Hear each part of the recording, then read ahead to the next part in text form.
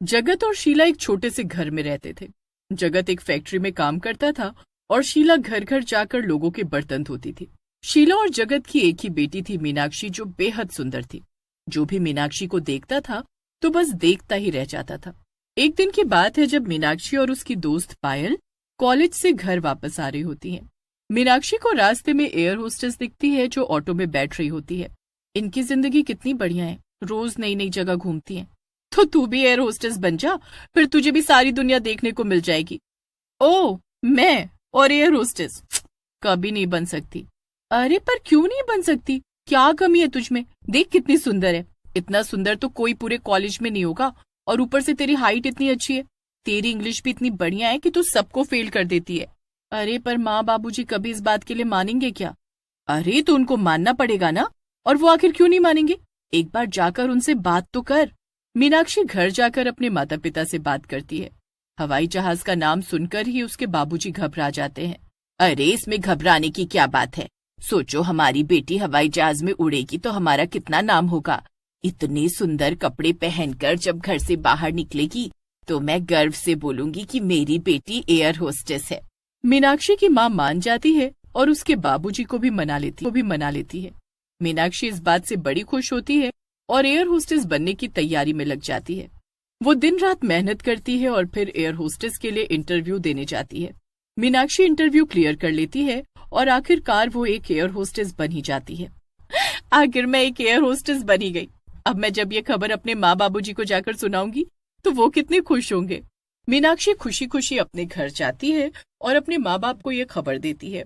मीनाक्षी के माँ बाप ये खबर सुनकर बड़े ही खुश भी नहीं होती। तो फिर ऐसा निधि अंदर पायलट के पास जाती है और उससे पूछने लगती है कि वो आखिर ऐसा बार बार क्यों हो रहा है, पर पायलट कोई जवाब नहीं देता।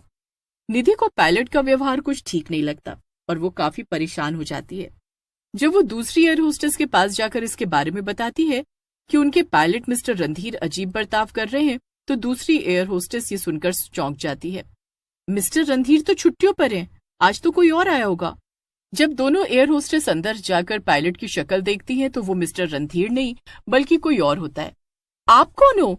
आप तो हमारे पायलट नहीं हो। अगर किसी ने सीट से हिलने की कोशिश भी की तो मैं इस बच्चे को मार दूंगा। ए लड़की, चल सबके साथ कोने में जाकर खड़ी हो जा, चल। मैं सिर्फ तुझे नहीं बल्कि इस पायलट को भी मार दूंगी। तुम दोनों अब मुझसे नहीं बच पाओगे। पायलट उस चुड़ैल को देखकर इतना घबरा जाता है कि उसके हाथ कांपने लगते हैं और वो गलती से कुछ गलत बटन दबा देता है। बटन के दबाते ही प्लेन जोर जोर से हिलने लगता है और प्लेन का बैलेंस बिगड़ जाता है। सारे पैसेंजर डर की वजह से चिल्लाने लगते हैं। सब एयर होस्टेस भी घबरा जाती हैं, पर वो पैसेंजर को शांत रहने के लिए बोलती हैं। आप सब प्लीज शांत हो जाइए।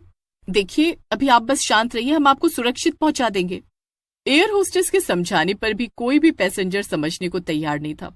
इधर पायलट के केबिन में एक आदमी जमीन पर घायल पड़ा होता है और दूसरी तरफ पायलट से एक बहुत बड़ी गड़बड़ हो जाती है। जल्दी से इस प्लेन को किसी सुरक्षित जगह पर लैंड करो।